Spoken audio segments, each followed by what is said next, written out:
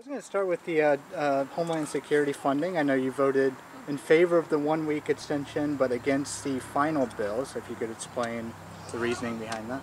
Right. We voted for 1 week to give us some time to negotiate with the Senate, but then the Senate rejected any offer of a negotiation, and I just couldn't support the end product given the president's unconstitutional action with his executive amnesty, and I think that's worth debating in Washington, and the Senate's unwillingness to do that was problematic for me. And right around that same time, Prime Minister Netanyahu spoke. Were you there, and what did you make of the Prime Minister's words? I was. He, I think, did a nice job laying out the problems with the deal the president is working on with Iran, and why a bad deal is worse than no deal at all.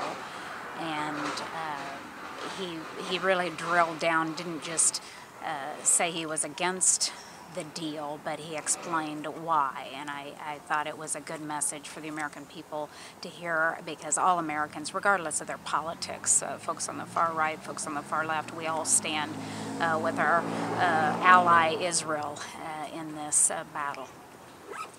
And to that point, I was wondering specifically about the open letter sent from the 47 senators to Iran's leaders. I just want to get your comment and your opinion on that.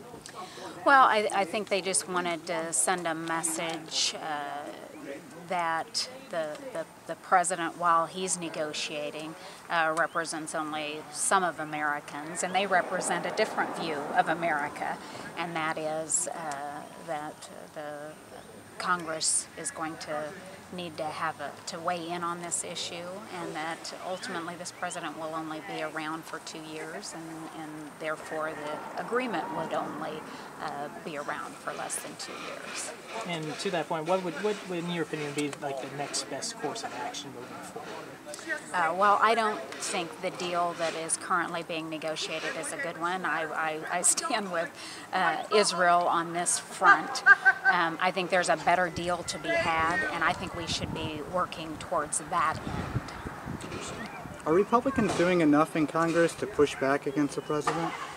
I think we're doing everything that we can to push back. You know, so many of the items, whether it's immigration or health care, are right now in the judicial system, and you know, that's the way the system was designed to work, and so those will just have to work their way through the judicial process. But I know you voted against the Homeland Security funding. It did pass, though. It did. Within 2 houses of Republican-controlled Congress. So did your colleagues do enough to push back?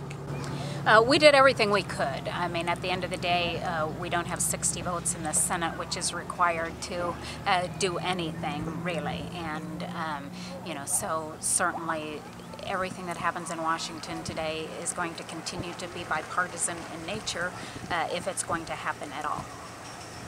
One local issue, I don't know if you've had a chance to talk about the Willard Bridge, or if there's any chance of federal funding for something like that here in Shawnee County. Yes, we're working with those folks to see what we can do. We've got a transportation plan that is due up this year to be reauthorized and funded again, and so we're working with the folks out at Willard on the Willard Bridge out in that neck of the woods to get that taken care of.